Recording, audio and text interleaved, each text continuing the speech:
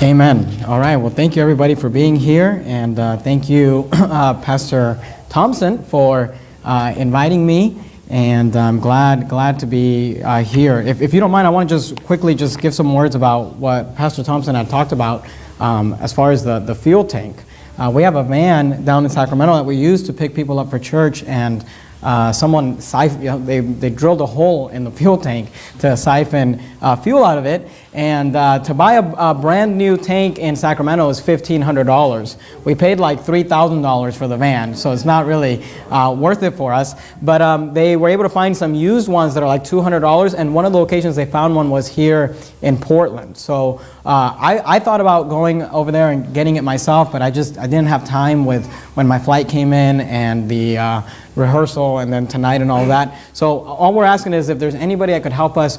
You don't have to pay for anything. We'll pay for all of it. I just need someone to go pick it up and maybe take it to like a UPS or something and ship it down to us. We'll cover all the costs. If someone just has like a truck or something that could help with that, if you could see Pastor Thompson after the service, or you can talk to me about it. Or if there's anybody who's planning a trip down to Sacramento anytime soon that has a vehicle that could handle that, that'd be great too. But at the very least, if someone could pick it up and ship it to us. If there's anybody that could do that has like a truck or something, we would really, really appreciate that. Thank you for being here. It's a great crowd for a Friday night, and I'm really excited to be here, and I'm excited about the wedding, and I've done all the weddings for the Thompson family up to now. So not only am I excited about the wedding, but I'm excited about the fact that they're running out of kids. So there's only one left after this, and he's kind of ugly, so we'll see how it goes. No, I'm just kidding. I'm just kidding. Josh is the best looking one in the fam. So that's good, and that's good. This church is doing great. We're so proud of you. And of course, we miss you, and we love the fact that we were able to play a part in planting this church. But I'm really glad you're here. And I want you to look down. We're there in 2 Samuel chapter 16. I'd like you to look down at verse number 5.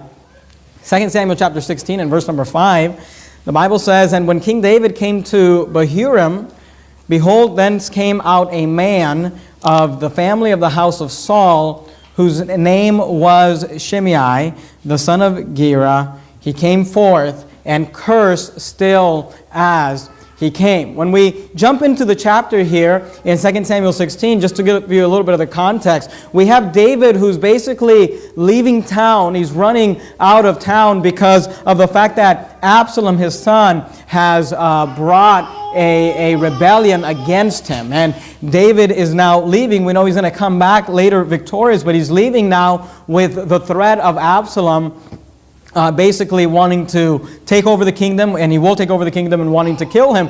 And what we read here is that as David is leaving town, he's met by this man, if you look down at verse 5 again, whose name was Shimei. And Shimei is basically just there for one reason: to curse David as he goes. The Bible says he came forth and cursed still as he came. Shimei is basically someone whose entire life and ministry, the only thing we really see him do in Scripture here, what he goes down in history as being known for, is for hating on David. He's hating on David even while David is fighting bigger battles, even while David is fighting bigger things. We have Shimei, who's not really an important character. He's not really a character that we need to be too concerned with, but he's just there just to hate on David, just to curse David, just to criticize David, just to bring problems to David. And tonight what I want to do is I want to preach on the subject of these types of individuals. These individuals whose entire life and ministry is simply to be there to criticize, to hate, to kind of cause problems and division against those of us that are attempting to do something for God. And I want to give you the title of the sermon tonight, because I want you to know kind of what the sermon's about. But before I do that, I want to give you a disclaimer. And I want to give you a disclaimer because this is not really the title of the sermon that I came up with. I came up with a title for this sermon tonight, but I was sharing, kind of what I'm preaching about. Of course, I always share it with my wife, but I was sharing it with some of the guys in our staff there in Sacramento, and specifically with Brother Oliver. Some of you guys know Brother Oliver, many of you. And I was sharing with Brother Oliver, and Brother Oliver convinced me to go with a different sermon title, all right? So I'm going to give you the sermon title, but I just want you to know that it was not my idea. It was Brother Oliver's sermon title idea. So if you don't like it, you can take it up with him. But the title of the sermon tonight is Haters Gonna Hate. Haters Gonna Hate. Now, let me just say this. This title, it was kind of a compromise, all right? Because Brother Oliver's original sermon title that he was trying to get me to preach was Don't Hate the Player, Hate the Game. But I'm not really sure what that means.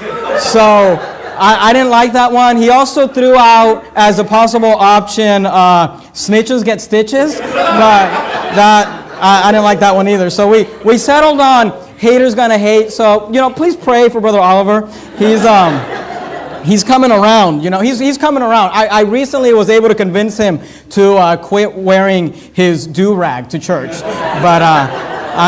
But I'm just kidding, of course. Brother Oliver is a great guy. But tonight I'm preaching on this subject of Haters Gonna Hate. Or if you want a more serious title, How to Deal with the Haters. How to Deal with the Haters. Because the truth of the matter is, if you're part of a church like Chur Foundation Baptist Church or Verity Baptist Church in Sacramento or a church like the ones we fellowship with, you're going to deal with haters. You're going to deal with people whose entire life and ministry and, all they're about in life is simply to criticize, to hate, to try to cast a dark shadow upon the things that we're doing. I'm talking about people tonight like the Punk Kyles, right? I'm talking about like the Sebastians. I'm talking about the Tyler Bakers and the Rick Martinezes. I'm talking about, the David Dorokoffs. I'm talking about the type of people who are just, their whole life, their whole existence is simply to hate on those of us who are trying to accomplish things for God. And in this story, we find that David had a hater, and his name was Shimei. And I want to just share a few thoughts with you in regards to this, in regards to haters gonna hate. All right? So let's begin tonight. Let's talk about what haters do. What is it that these haters do? And I want you to notice, look down at verse number 6 there. 2 Samuel 16 and verse 6. The Bible says this, and he cast stones at David. I want you to notice that all he's doing, Shimei is not leading a rebellion against David. Shimei is not even a threat to David. But when David is fighting other battles, when David is distracted with other people, here comes Shimei and he starts casting stones at David. Now here's what you need to understand. David is the leader. David is in charge. We understand that when you're the leader, when you're in charge, you're going to have a target on your back. You're going to be someone who's going to have criticism hurled at them. You're going to be someone who's going to have hate, spewed at them. And we understand that comes with the leadership. And, for those of you young men who want to go into ministry one day, I would encourage you to think about this and to just kind of realize this and embrace this, that when you're in ministry, you live really in a glass house. People are going to look at the things you do and the things you say. There's almost no decision you can make in ministry without having somebody criticize it, or somebody tell you you're wrong, or somebody tell you that they don't agree with what you're doing or saying or whatever it might be. We as leaders need to learn to live with that.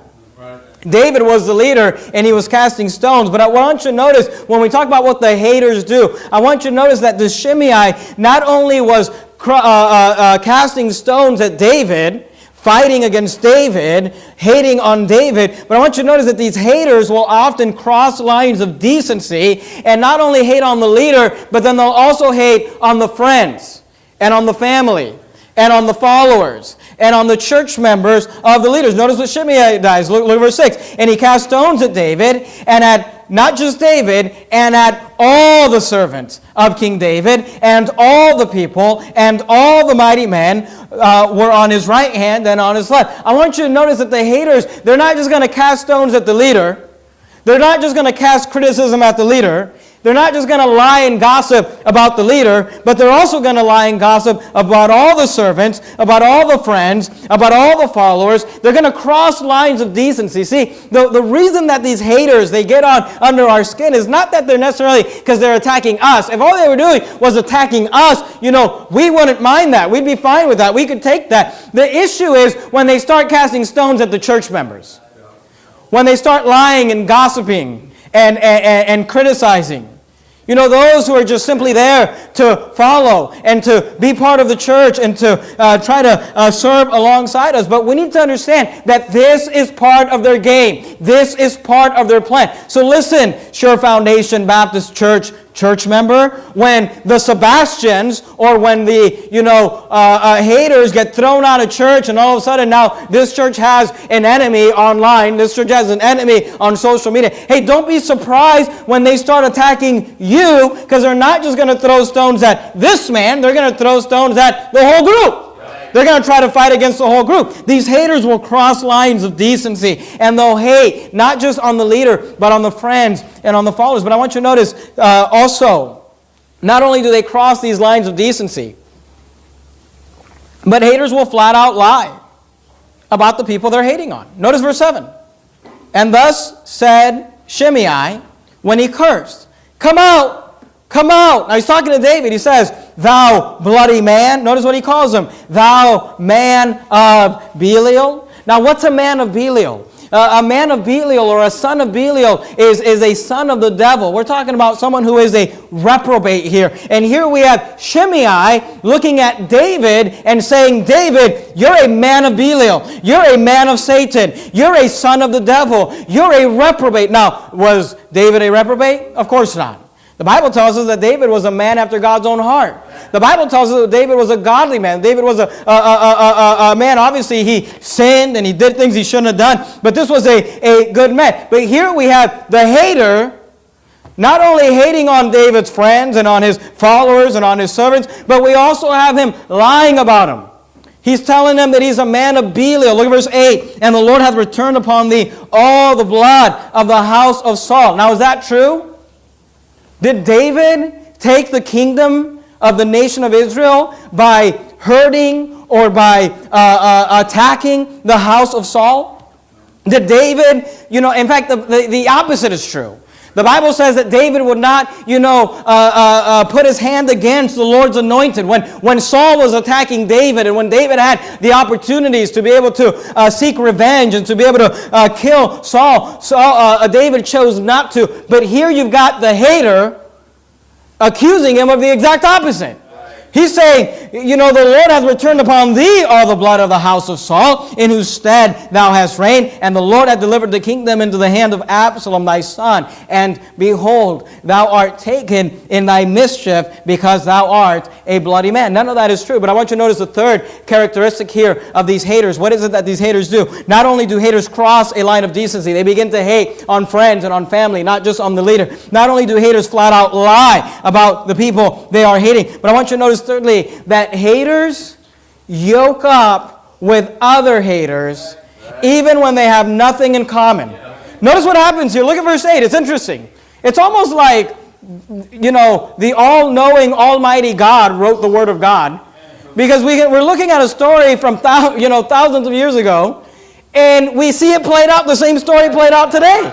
2 Samuel 16:8. "And the Lord hath returned upon thee all the blood of the house of Saul, in whose stead thou hast reigned. And the Lord," notice what he says, "the Lord hath delivered the kingdom into the hand of Absalom thy son." Now here's the question I have. What does Shimei have to do with Absalom? What do Shimei and Absalom have in common? One is from the tribe of Benjamin, one is from the tribe of Judah. One is a descendant of Saul, one is a descendant of David. There is nothing that Absalom is doing that will further the agenda of Shimei. There is nothing that Shimei is doing that will further the agenda of Absalom. But yet you see Shimei here in some ways yoking up. And he's now bringing up Absalom. He's using Absalom. He's joining himself up and yoking himself up with Absalom. And you say, well, what do these two people have in common? They have nothing in common except the fact that they both have the same enemy. They both hate David. And it's interesting because Today, isn't it interesting how it doesn't matter who we throw out of our churches and why we throw them out? They all end up being oneness. Yeah. I mean, you get thrown out of church for being a child molester, and the oneness, Tyler Baker's trash can church is like, you're a child molester? Well, as long as you hate Pastor Anderson, come on in. As long as we have the same enemy, it doesn't matter. It doesn't matter why you get kicked out of church. It doesn't matter what as long as you've got a beef against David, you're welcome. But see, this is what the haters do. Their whole life is to hate. So when you have the same enemy as what they have, they're going to try to be your friend. Exactly. And by the way, let me say this. The fact that these people, when we throw them out of our churches for railing, for heresy, for doing whatever it might be, the fact that they just immediately, instantly, the same night are just commenting on the videos of these other losers, are just, yoking up and emailing and befriending, that ought to show you, that ought to justify, if it's not already justified, the reason these people got thrown out. Right, that's good. Exactly. Because let me explain something to you. If I got thrown out of Verity Baptist Church, if there was a legitimate, and I'm not saying that these people have this is just a hypothetical, but if there was some legitimate reason why I got thrown out, some major misunderstanding, something was taken out of context and it just kind of got out of control and I got thrown out of church. You think I'm going to go hang out with Tyler Baker? You think I'm going to go yoke up with some guy, I don't even know who he is, Timotheus? You think I'm going to go, make videos with David Dorokoff? I couldn't make videos with David Dorokoff when he was on our side, much less now, But you think I'm going to go? Here's what I'm trying to tell you. See, it shows you the motive when you see who they go to and who they yoke up to. Look. I pray this never happens. But if Pastor Jimenez, if I ever got in a fight with Pastor Thompson, and I mean, it got to the point where I'm just publicly, just fighting with him. He's publicly fighting with me. We're just, going back and forth. If I ever started fighting with some of the other pastors in this movement, and, I pray that never happens, and I'll try to make sure that never happens, right? But if I ever started fighting with other pastors in the movement, just publicly, just saying, I'm against the new IFP, I'm sick and tired of people, look, I'm not gonna go be friends with Tyler Baker. Amen. I'm not gonna go yoke up with these losers. Why? But see, why do they do it? Here's why they do it. Because they're haters. Yeah. They don't really care what you're hating as long as you're hating the same person they're hating. That's right. And see, the truth of the matter is that they're the sons of Belial. Amen. They're the ones that are pushing the agenda of Satan today. So they see a man of God trying to do something. Was David a perfect man? Of course not. Are any of the men that lead churches in our movement perfect? Of course not. But they see a man of God who's legitimately trying to do something for God. And they'll say, well, if you're fighting them, I'm fighting them. Yeah.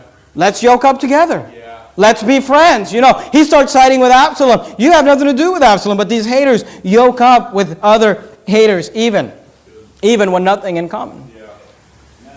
Let me show you one last thing about these haters, what they do. Notice verse 13, 2 Samuel 16 and verse 13. 2 Samuel 16, verse 13.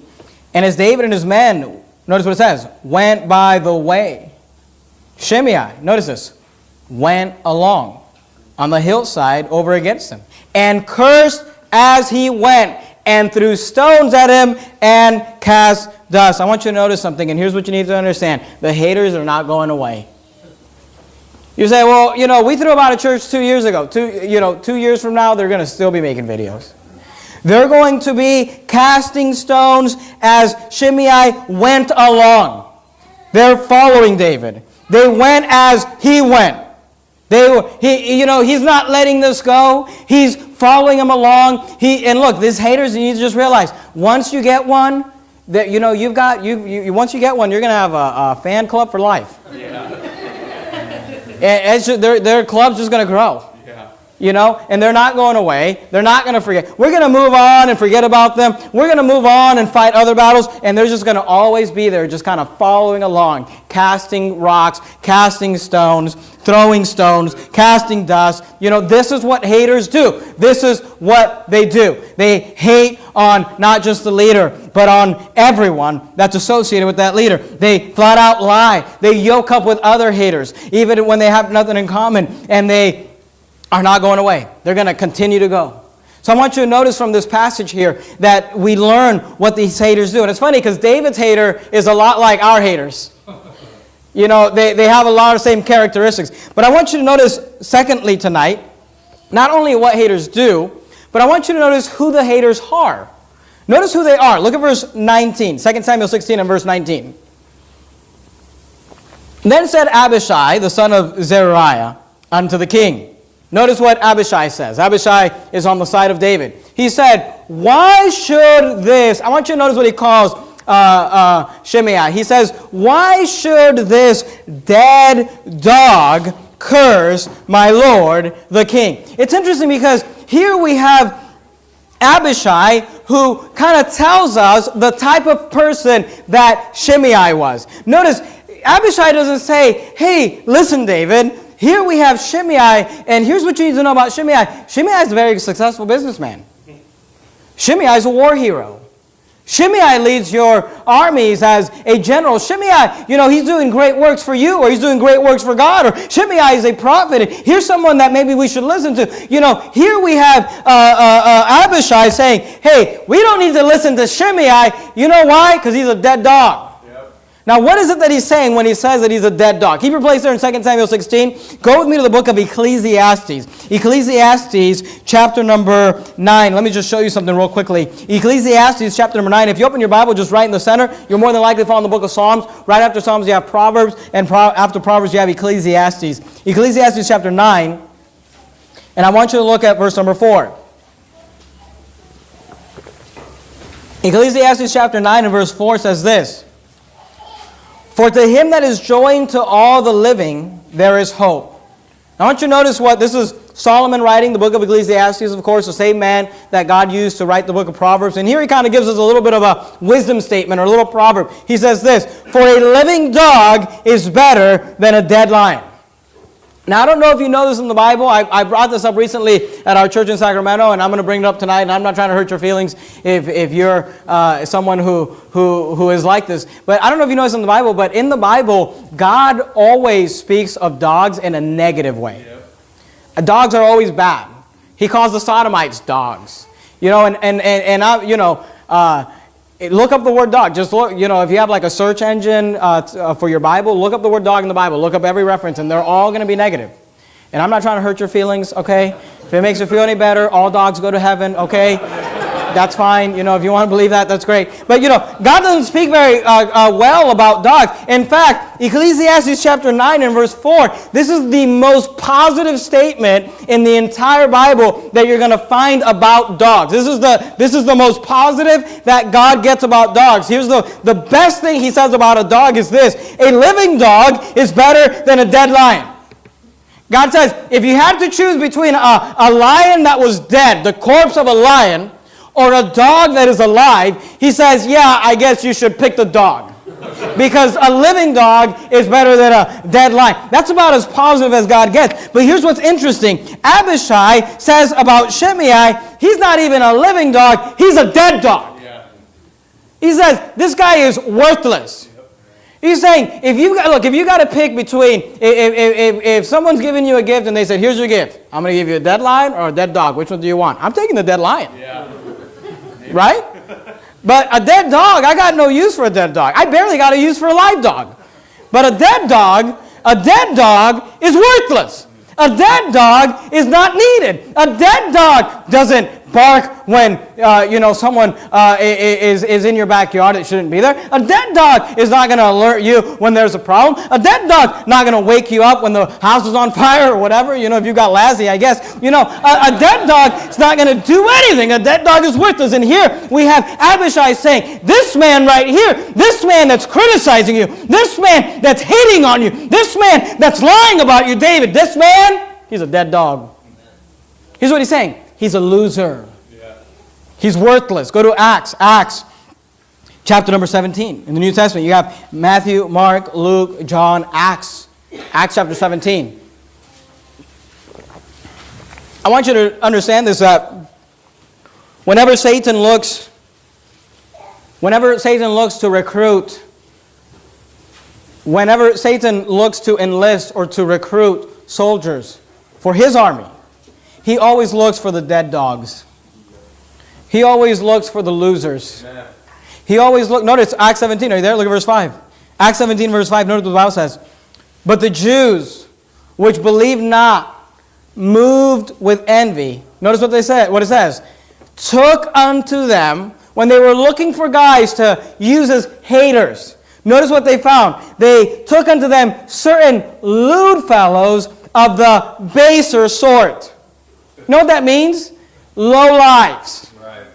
The baser sort, they said, they found the biggest low lives. They found the biggest losers. They found the biggest dead dog they could find, and gathered a company and set all the city on an uproar and assaulted the house of Jason and sought to bring them out to the people. Here's what I want you to understand. Not only can we learn from Shimei what haters do, but we can learn from Shimei who haters are. Who are the haters? The haters in this world are all losers. They're people that cannot accomplish anything in life. They cannot get anything done in life. All they can do in life is hate on those who are attempting to do something for God. Right. Yeah. You know, they've never built a doghouse. They've never rented a hot dog stand, but they want to tell us how we're running the church wrong. Exactly. Good. You know, and here's the funny thing. You know, and you know, I don't know about here. I mean, Sebastian seemed like a pretty big loser to me. But you know, at our church, we had a whole group, we had a whole flock of losers we had to throw out all at once. And it was funny, you know, it's like birds of a feather flock together, no doubt. I mean, here we got grown men. We're not talking about, you know, we're talking about grown guys. The younger one was, you know, in his mid-20s or something like that. But you had guys in their 30s, in their, like, 50s, you know, I think another one was also in their 30s. We had a whole group of 4 guys. All the guys that are hating on us, making videos against us, trying to make us look bad. All these 4 guys, unemployed. Wow. And you say, is there something wrong with being unemployed? There's nothing wrong with being unemployed. But there's something wrong with being chronically unemployed. Yeah. When you've been unemployed for like over 2 years, when your job is to be unemployed, like that's what you do. You know, none of them are married. You know, they're all just, you know, doing nothing with life. And it's funny because, you know, I get up, or like Pastor Anderson gets up and says, when you get thrown out of church, you know, you're living under the curse of God. And by the way, that's true. The Bible says in the context of that passage, when you get thrown out of church, he says what you bind on earth, that God will bind in heaven, and what you loosen on earth, God will loosen in heaven. And I do believe that when we bind these people and throw them out of church, that God says, you know what, I'm going to bind them too, and I'm going to put the curse of God upon them. And these guys will make these videos and they'll laugh. Ha ha ha! Pastor Anderson said that when I got thrown out of church, I'm now living under the curse of God. Ha ha ha ha! And I'm thinking to myself, you're in your mid-30s. Yeah. You can't find a girl to give you time of day. You've been unemployed for like 3 years now. You're accomplishing nothing in life, and you don't think you're under the curse of God? Do you call this the blessing of God? I think you're the definition of the curse of God. I think if the phrase the curse of God was on the dictionary, your picture would be sitting next to it. I mean, you're living your life like this. Here's what I'm telling you. The haters, they're dead dogs. They're men of the baser sort. They're the lower level. They are the losers in life. I was recently watching one of these videos where these guys were having a round table discussion. Doesn't that sound impressive? Yeah. You know how like the pastors will have round table discussions and talk about things that matter, like the King James Bible and soul winning and things like that? These guys, it was comical. They were having a round table discussion about, I don't know what they were, about us, you know, hating on us. I just watched a few minutes of it because I just wanted to see the beginning of it, you know, because usually when you have these roundtable discussions, you know, who's seen something like that online where, you know, where you have several men there or whatever. Usually start by introducing yourselves, right? So I'll say, can you introduce yourself? You know, if I was going to introduce myself, here's like something I would say. I would say, you know, I guess it would depend what we're talking about, but I might say something like, my name's Pastor Roger Jimenez. I'm the pastor of Verity Baptist Church in Sacramento, California. I've been serving there for 8 years now. You know, the Lord has blessed our church. And depending on what we're talking about, if we're going to be discussing soul winning, I might talk about the fact that our church, the Lord has blessed us with the fact that we mobilize somewhere around 80 soul winners every week to go out in the community and knock doors. You know, if they were talking about maybe if it was a certain doctrine like the King James Bible, I might say something along the lines of, you know, I've been blessed to be able to be a part of some of the documentaries that teach these things. You know, you usually when you introduce yourself, you're kind of giving your credentials, right? Why people should be listening to us. You know, Pastor Thompson, we're going to talk about church planting. Can you introduce yourself? Well, my name's Pastor Aaron Thompson. You know, I planted a church in Vancouver, Washington with Verity Baptist Church, and after 2 years, it became an independent church. It's a thriving church. It's a successful church. You know, you hear that and you think, okay, here's why I want to listen to this guy talk about this subject, right? Or, you know, we started a church plant in Vancouver, the other Vancouver, the lesser Vancouver. But, you know, we started a church plant in Vancouver, and, you know, whatever. You give your credentials. Well, we had the hater discussion panel, and it was like, go around and introduce yourself. Hi, my name's Sebastian. I got thrown out of Verity Baptist Church. And then the other guy, hi, my name's so-so. I got thrown out of this, you know, Faithful Word Baptist Church, whatever it was. Hi, my name's so-so. I got thrown out of Verity Baptist Church, Sacramento. You know, mine was Vancouver, you know. Listen to me.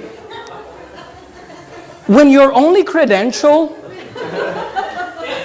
When your only claim to fame, when the only thing that you've done in life that is worth people listening to you for is, I got thrown out of church, you're a loser.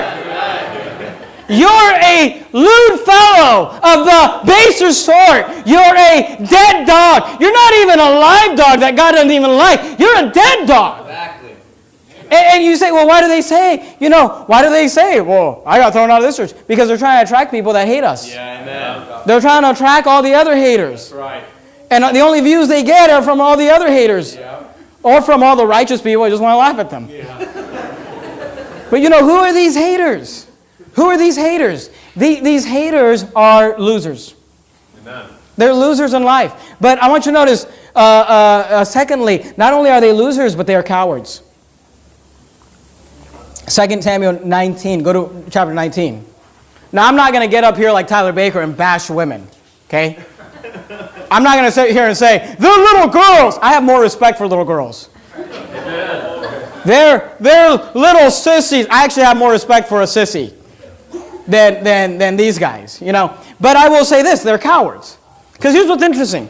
Shimei will fight David. Shimei will fight David as long as David is distracted with Absalom.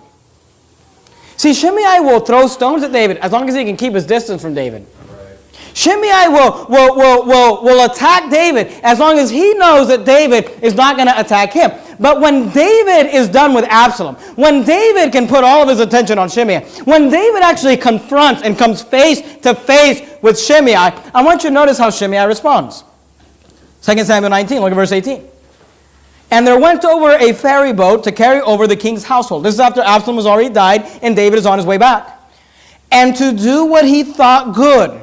And Shimei, the son of Gera, this is the same guy that just a few chapters ago was throwing stones, was calling names, was throwing dust, was saying, you're a son of Belial, was saying, you know, God is recompensing the blood of Saul on your hands. Now we have Shimei, the son of Gera. Notice, he fell down before the king as he was come over Jordan. Verse 19, and said unto the king, let not my Lord impute iniquity unto me. Neither do thou remember that which thy servant did perversely. The day that my lord the king went out of Jerusalem, and the king should take it to his heart. Here's all I wanted to tell you. When David is on his way out, and Shimei can keep his distance, and David's distracted with Absalom, and David's got other things going on, Shimei is a tough guy. Thou son of Belial, you're a person of Belial.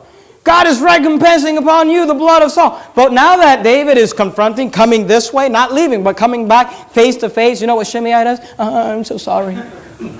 I'm so sorry. Let not my Lord impute iniquity unto me. Neither do thou remember that which thy servant did perversely. Here's all I'm telling you. These haters, they're cowards. See, Tyler Baker can get up all he wants. Tyler Baker can get up and make all the videos about how we're all cowards. Pastor Anderson's a coward. Pastor Jimenez is a coward. We're little sissies. We're little girls. We're this and that. But look, we've all seen the video where Pastor Anderson is just railing into him when he confronted him, and he's sitting there like a whooped puppy. He's sitting there whimpering. So here's what I'm telling you. You know, these guys, they'll make these videos and they'll say, oh, you know, Pastor Jimenez, he kicked me out through a text message because he was afraid to confront me. No, I kicked you out through a text message because you're a waste of my time. You know, well, he's afraid to confront. Well, here's the funny thing is, here's the funny thing. I did confront you. I did confront you. I did go to your meeting. I was there. I brought a witness. I've got the witness. There was other witnesses. I did confront you. You know, it's funny, when these guys that we threw out, when I confronted them, the ringleader, the main brains of the operation, the whole time, would not look up. The other one, David Dorcom, did not say a word. The other narcissist one, you know, the only time he spoke, he rose his hand. Like waiting for me to give him permission. I said, yeah, I called on him. Go ahead, you can speak now. He started to say some stupid thing. I said, that's a stupid question. I just rebuked him. Didn't say a thing. Not a word. None of them. You know, so they go off and make their videos, and in their videos, they're tough guy.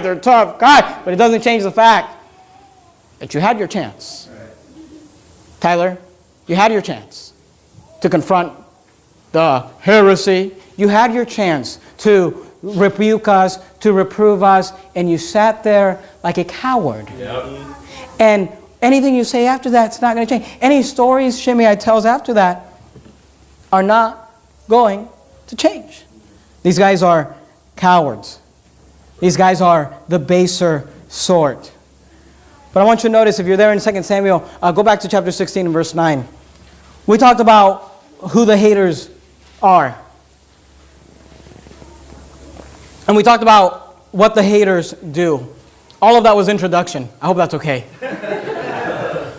I want to give you 4 points tonight in regards to, and we won't, the introduction was probably as long, if not longer, than the rest of the sermon, right? So don't worry. But let's talk about just real quickly tonight how haters should be dealt with. How do we deal with these haters? Because we know that haters gonna hate. Right. We know that's what they're gonna do. So what do we do? How do we deal with them? How do we, deal with these haters? I want you to notice 4 things tonight, 4 things that David did when he was being hated on by Shimei. Number 1 tonight, if you'd like to write these statements down. Number 1, how do we deal with haters? Number 1, refrain from responding. Refrain from responding. 2 Samuel 16, look at verse 9. Then said Abishai, the son of Zeruiah, unto the king, why should this dead dog curse my lord the king? Let me go over, I pray thee, and take off his head. You know, and that's cool. I appreciate that. Yeah. You know, that's not what David wanted. Verse 10. And the king said, what have I to do with you, ye sons of Zeruiah? Notice what David says. So let him curse. So let him curse. Because the Lord hath said unto him, curse David. Who shall then say, wherefore hast thou done so? See, the truth of the matter is that these haters are serving a purpose. These haters are serving a purpose. Pastor Anderson preached a great sermon at the Red Hot Preaching Conference about people that are trash. The trash people. The purpose of these people is that they are identifying for us all of the other trash people. The baser sort. They serve a purpose. So look, when they, and I'm not saying there's anything, I'm not saying there's anything wrong with rebuking them. I'm not saying there's anything wrong with arguing with them or fighting with them. I'm not saying there's anything wrong with every once in a while making videos. We all need comedy from time to time. Making videos. Like, I'm not saying there's anything wrong with them. But here's what I'm telling you. Realize that they're not going away. Realize that they're always going to be there. So at some point, you just kind of have to be done playing games. Get back to the big boy work. Get back to the real work. And just refrain. You see, David was saying, we've got bigger fish to fry. We've got Absalom to deal with. We've got other things to do. So just go ahead and let them curse. Look at verse 11, last part of verse 11. Notice what he says. Let him alone and let him curse. And look, there comes a point where we just kind of have to block them quit watching their videos, quit reading the comments, and just get back to work. That's good. And let them alone. So you say, well, how do I deal with the haters? How do I deal with the haters? Well, number one, refrain from responding. And realize this, that a lot of these guys are narcissists. So the more attention we give them, we're feeding into them. Yeah. There's one major narcissist I'm not naming tonight. I'm sure there's a video. He didn't name me because he's scared. No, I didn't name you because I know the best way to mess with you is to not name you. That's good. Just sitting there, he's watching every sermon of all the pastors, just just waiting. Maybe today they'll name my name, and I can make a video about it. At some point we just have to refrain from responding. But secondly, tonight, not only should we refrain from responding, but we should recognize that God will reward you for their cursing. Recognize that God will reward you for their cursing. One of the reasons I wanted to preach the sermon, there's a couple reasons. One reason is because actually Pastor Thompson was part of a discussion where they were going through, talking about how to deal with people like this, and I was watching it and listening to it, and it got me a little fired up, and I wanted to preach the sermon. There's another reason, though, I wanted to preach the sermon. And the reason is because, recently we had a new hater join my fan club. And whenever a new hater joins, I know about it because we send them a jacket, and a little membership card. And we get the fees, of course, But we had a new hater. We had a guy who had left our church, and we knew he left upset, but, he left, and whatever. People leave upset, that's fine, no problem. Honestly, and look, the truth of the matter is when people leave our churches all the time. People come and go all the time. And look, if you leave not causing issues, not causing problems, we don't have a reason to hate on you or be mad at you. In fact, we don't want to do that because we're hoping you'll get right with God and come back. We only call these people out when they're causing problems. When they're calling everybody, throwing their stones, lying, doing false accusations, trying to split the church. That's when we have to come up publicly and say, hey, this person needs to be marked and avoided. But we had an individual who left the church, and they left the church, and that's fine. No issue there. But, recently, they were getting ready. It's funny because they're so tough. But this guy literally on the last day, because he was moving away from California, on the last day, they literally loaded up the U-Haul truck. They've got nothing left, and he's like, "Okay, I'll make the video now." And they make this video against me. And they're interviewing this individual, and he's saying these things, and he's saying that. And you say, Pastor Jimenez, does it bother you? And honestly, it doesn't bother me. This one bothered me a little bit, and not because of me, but I'll be honest with you, it bothered me for my parents. And my parents are godly Christians. They're obviously older Christians. They raised me. They raised my family, independent from a Baptist. And my dad's on a mission trip right now in Mexico, soul winning and doing great things for God. This family. Here's what they won't tell you in the video when they're hating on us. And here's what happens. People get backslidden, and they don't have the character to say, here's the truth of the matter, I got backslidden. So they need to find something to be mad about to justify why they leave. But here's what they don't tell you. They don't tell you that when that family moved to Sacramento, or not to Sacramento, but to California, to the area, to be part of our church, and they had no other family around. Their family was, hundreds of miles away. What they don't tell you is that my mom and dad, I'm not talking about elderly couple in our church, I'm talking about Pastor Jimenez's parents, invited that family over for Christmas Day with our family. With me, my wife, my children, my sister, my brother-in-law, my brother, my nieces and nephews. Not a church event, not a church function. Our personal, just family time, when we're together and they're not calling me pastor and I'm not in ministry mode. My parents invited this family over just because they felt bad that they don't have any family to be with for Christmas. And my family took it a step further. And I didn't ask them to do this. They did this on their own. I found out the day of that, so-and-so is going to be here. My mom and dad invited them. They took it a step further. Our family bought them all Christmas gifts.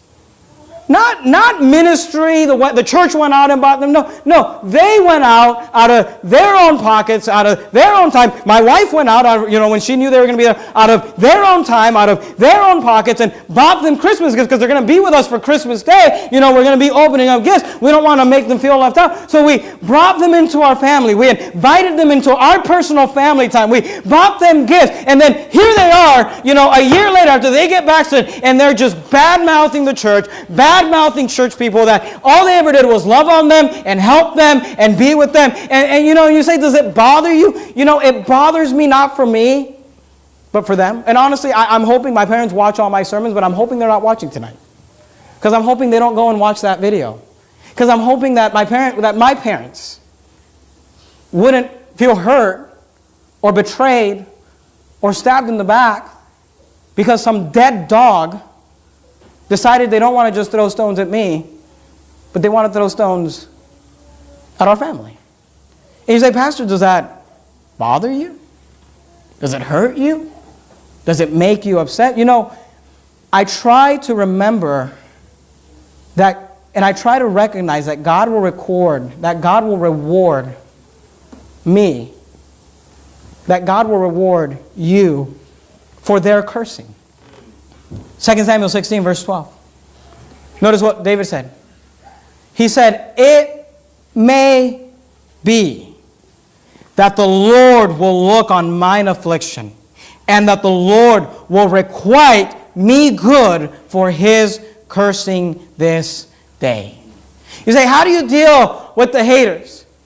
Well, you refrain from responding, but you also recognize that God will reward you. You recognize like David, you say like David, that it may just be that the Lord will look on mine affliction, that the Lord will look on the hurt and the stabbing in the back and the lie, that God will look on that, and that the Lord will requite me good for his cursing, for his lies, for his backstabbing. See, the Bible says, dearly beloved, avenge not yourselves, but rather give place unto wrath. The Bible says, dearly beloved, avenge not yourselves. The Bible says you don't have to take it into your own hands. The Bible says you don't have to always, settle the score. You don't always have to balance it out. He says, dearly beloved, avenge not yourselves, but rather give place unto wrath. For it is written, vengeance is mine. I will repay, saith the Lord. So how do you deal with the haters? Well, you refrain from responding. You recognize that God will reward you for their cursing. But number 3, you remember who you are, and you remember who they are. 2 Samuel 19, look at verse 20. If you're there in chapter 16, just flip a few pages over. 2 Samuel 19. Remember, David comes back. David comes back, and he's in the kingdom now. Notice what the Bible says in verse 20. For thy servant doth know, this is the valiant Shimei. For thy servant doth know that I have sinned, therefore, behold, I am come the first this day of all the house of Joseph to go down to meet my lord the king. But Abishai the son of Zeruiah answered and said, shall not Shimei be put to death for this, because he cursed the Lord's anointed? And I want you to notice that these men are not on the same level of character as the men of God. David, who was legitimately being, persecuted by Saul, refused to touch the Lord's anointed. But this Shimei thought there was nothing wrong to curse the Lord's anointed. Verse 22. And David said, what have I to do with you, ye sons of Zeruiah, that ye should this day be adversaries unto me? Shall there any man be put to death this day in Israel? Now notice what David says. David says, for do not I know that I am this day king over Israel? David said, I don't need to hurt Shimei. I don't need to get revenge on Shimei. I don't need to get, to settle the score, to even the balance here with Shimei. I don't need to do that. You say, why not, David? David says, because, he says, for do not I know that I am this day king over Israel? And you say, when you're dealing with the haters, David said, I know who I am. I know my shortcomings, and I know the blessing of God. I know the position God has given me. I know the blessings and the influence that God has given me. David says, I am who I am, no matter what he says, and he is who he is, no matter what he says. So just remember who you are. You say, why don't you have to deal with these haters? Why don't you have to deal with these losers? You know why? Because at the end of the day, I get to go home with a beautiful wife, with 6 wonderful children, with a wonderful, leading and pastoring a wonderful church family. with all sorts of friends all across the country and fellow pastors that are friends. I get to live this life. And they go home, and they're still a dead dog. And they're still a baser sort. And they're still all they've ever done and accomplished in life. See, I will, Lord willing, end my life one day with churches like Chur Foundation Baptist Church all across the country, Lord willing. I will, Lord willing, one day, and it's not that I'm anything special, to God be the glory, but because we are human agents, we do end up having friendships and relationships, and I, Lord willing, will end up one day, just like I have up here with Vancouver, Washington, a group of people that I could look to, look forward when I'm coming up here. I'm looking forward to see my friends, looking forward to see my family. You guys, love us because we invested in you, and we love you because you're a great fruit and reward of the work that we've done here. We're doing this. We did this with you, but we're doing this with Boise. We're developing friends and relationships with people in Boise, and we're doing it with Manila, and then, Lord willing, we'll do it somewhere else and somewhere else and somewhere else. And here's all I'm saying. Glory be to God that God has allowed me to have a position for as long as God desires to continue to bless and have His hand upon our ministry. God has allowed me to be able to be who I am. Glory to God for that. Amen. And they are still who they are. Right. No matter how many videos they make, no matter how many lies they tell, haters are haters. You say, how do you deal with it? Well, you remember who you are. David said, for do not I know that I am this day king over Israel? I remember learning this lesson. I don't know if I should go into the story. I'm going to run out of time here. I remember learning this lesson as a young man. I was working one of my first jobs. I was 17, 18 years old. And I was working in it was like a retail type thing where it's actually selling things. And I was in a counter. One of the things we did was we did money orders. We would sell money orders. And I remember there was a guy that came in. And he was a big guy. You could tell he was hadn't showered in weeks, and just hadn't changed his clothes in weeks, and hadn't done this and then that.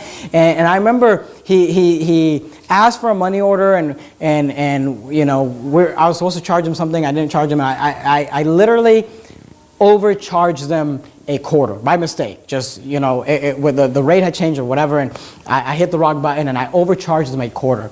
And this guy got so angry. I mean, literally started hitting things and cussing and yelling and talking about how I was trying to steal his quarter, to the point, and I'm like a 17-year-old kid, and to the point where the manager had to come out and push me back and was telling this guy you got to get out of here and blah blah, and this and that. And this guy got in his car, and we could see him in the parking lot. He came out of the parking lot, and he was throwing stuff, and he was doing, and excuse me, I wasn't 17, I was 18 years old. I just got married. That's what it was. And this guy was kicking his car, and his car was this beater wreck, and this and that. Nothing wrong with that, okay? But he's doing this, and I'm just sitting there. I'm thinking to myself, good night. I wasn't trying to steal his fortunes. I really wasn't. And this is when my wife and I just got married. We're 18 years old. We just got married. And I was driving this little Toyota Celica. It was my wife's car, all right, when we got married. But I was driving the little Toyota Celica, and actually the Toyota Celica was sitting next to this guy. It's good that he didn't know that was my car, because he might have broke my window or something. But he's sitting there yelling and mad and angry. And I remember my boss took me aside, and this is not politically correct. I'm just telling you what he told me. And he said, don't worry about that guy. And I said, okay. And he said, here's the thing. That guy woke up this morning and probably had his wife, throw him off of the bed and said, quit being a loser and go get a good job, or whatever. And then he probably went to work and, at the fast food place he works or whatever, and he probably got fired and replaced by an 18-year-old just like you. And he went over this whole list. He's probably this, he's probably that. And he's like, he comes in here and he's yelling and he's mad. It just makes him feel important. But he said, when your shift is over, is what the guy said to me. He said, when your shift is over, you're going to get in that little nice Toyota Celica and drive to your beautiful, newly wedded, bride. And you're going to be fine in life, and he's going to be who he is. So don't worry about it. And I remember thinking to myself, that's true.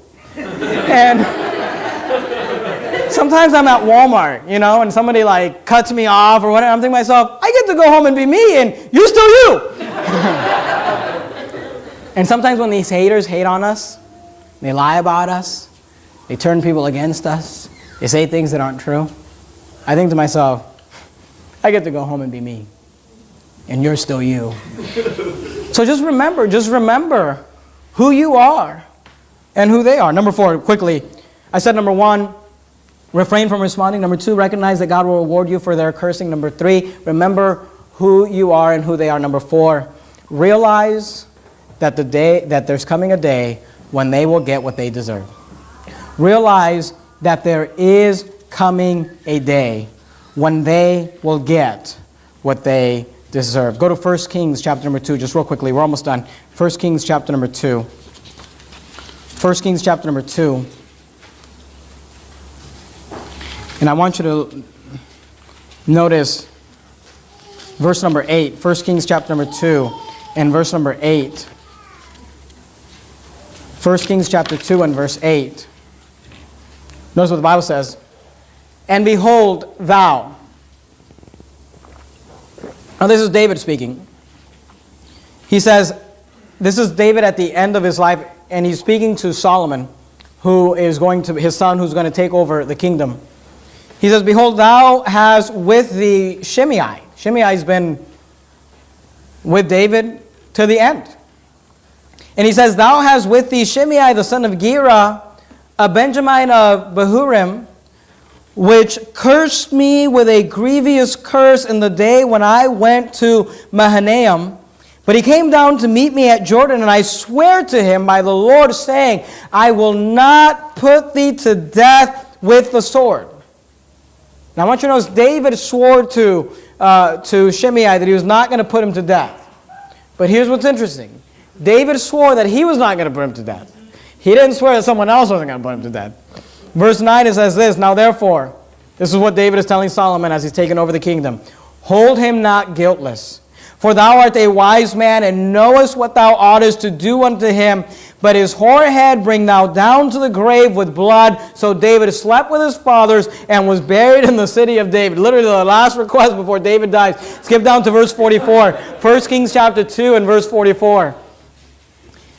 The king said, moreover, to Shimei, this is Solomon now, thou knowest all the wickedness which thine heart is privy to, that thou didst to David my father. Therefore the Lord shall return thy wickedness upon thine own head. Verse 45, and King Solomon shall be blessed, and the throne of David shall be established before the Lord forever. So the king commanded Benaiah, the son of Jehoiada, which went out and fell upon him, that he died, and the kingdom was established in the hand of Solomon. Go to Luke chapter 19, just real quickly. Matthew, Mark, Luke chapter 19. You say, how do you deal with these haters when they're lying, when they're backstabbing, when they're hurting those who we love? How do you deal with it? Well, you refrain from responding. You recognize that God will reward you for their cursing. You remember who you are in Christ and the blessings of God, and who they are, even in Belial, and how they're men of baser sort. They're the lowlives. They are the dead dogs. But you also realize that they will one day get what is coming. And here's what David had to realize. David had to realize in this kingdom, Shimei is going to lie and steal and curse. He's going to badmouth me. In this kingdom, I'm always going to have Shimei. There's always going to be a Shimei. But David understood that in the next kingdom, Shimei will get what he deserves. So, look, don't get too bent out of shape about the Tyler Bakers and the Rick Martinez. Don't get bent too out of shape about the Punk Kyles. Don't get too bent out of shape about, the haters.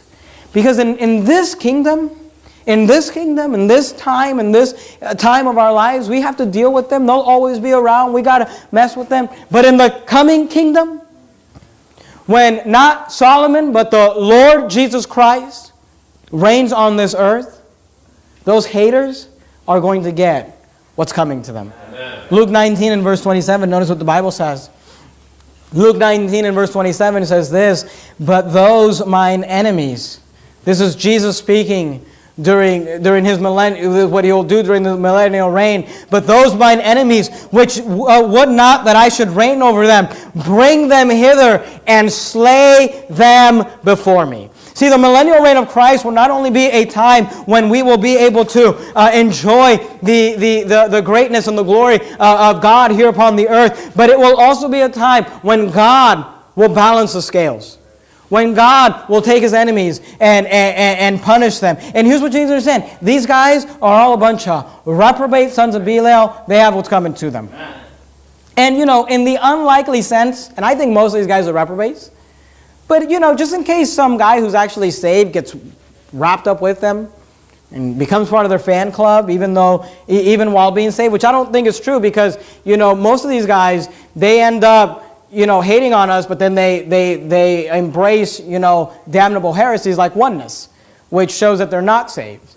But just in case, you say, well, what if there's a hater out there who's saved, who's not going to be thrown into, hell, who's not going to receive damnation? What about them? Well, here's what I believe about them. Go back to 2 Samuel 19.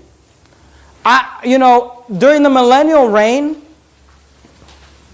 when these guys who hate on us, these guys who lie about us, these guys who hurt you and lie about you as church people to try to provoke your pastor into getting upset, these guys who are attacking our friends and are attacking the family, you say, in case one of them is saved, which I don't think they are, but just in case one of them is saved, you say, what do you think is going to happen? Here's what I think is going to happen. At the millennial reign of Christ, I think that they're going to be assigned to me. Or to Pastor Anderson. Or to, Pastor Thompson. And they're going to walk up to us. Let not my Lord impute iniquity unto me. Neither do thou remember that which thy servant did perversely. You say, what are you trying to say? Here's what I'm trying to say. They're going to get what's coming to them. So don't worry about it. Realize that they will get what they deserve, and I believe that most of them, if not all of them, and honestly, probably all of them, are going to split hell wide open. So don't worry about it. You say, why? Because look, haters are going to hate. This is what they do. This is all they do. They got nothing else to do. And the fact that they're hating on you, or on me, or on our church, or your church, or our ministry, or your ministry, or the things that we're involved in, shows that we must be accomplishing something great for God. That Satan has to get all his baser sort, dead dog army to attack us. Because this is what they do. Let's bow our heads and have a word of prayer. Heavenly Father, thank you, Lord, for your word. Thank you for the Bible. And Lord, thank you for the Bible, even in matters like these that are somewhat comical. We can find in the Bible that there's no new thing under the sun. We're dealing with lewd fellows of the baser sort, and so were the saints in the Word of God. And they're doing the same thing to us that they were doing to them. Lord, help us to just fight them when we need to fight them, rebuke them when we need to rebuke them, and to just, forget about them when it's time and to just move on. And Lord, I pray that you would help us to continue to just fight against the false doctrine. And when they are preaching false heresy like oneness, when they're preaching stupid things like flat earth, Lord, help us to stand up and just rebuke those things and to keep our churches pure. In Jesus' name we pray, amen.